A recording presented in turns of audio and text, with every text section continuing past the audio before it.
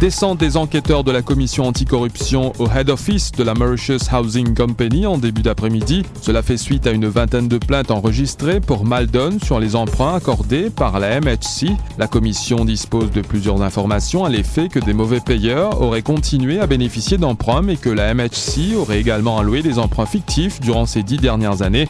On parle d'une fraude dans la fourchette de 700 à 900 millions de roupies. Une dizaine de questions additionnelles posées à Navin Ramgoolam au Central CID aujourd'hui. Au total, les enquêteurs lui ont posé 93 questions depuis lundi. À l'issue de l'interrogatoire de Navin Ramgoolam au Central CID, son avocat Gavin Glover affirme qu'il attend désormais la décision du directeur des poursuites publiques prévue pour le 25 janvier dans cette affaire. Banoudot Biari n'est plus le président de l'Information and Communication Technologies Authority. Son contrat arrivé à terme n'a pas été renouvelé. Banoudot Biari en a été informé ce jeudi par une lettre adressée par le bureau du Premier ministre. Il a été prié de retourner tous les documents officiels en sa possession.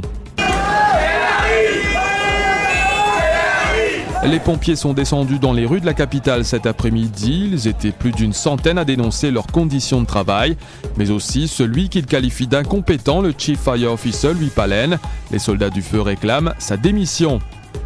C'est l'une des plus grosses transactions boursières jamais effectuées. ENL Land Limited et Rogers prennent le contrôle effectif de la New Mauritius Hotels Limited.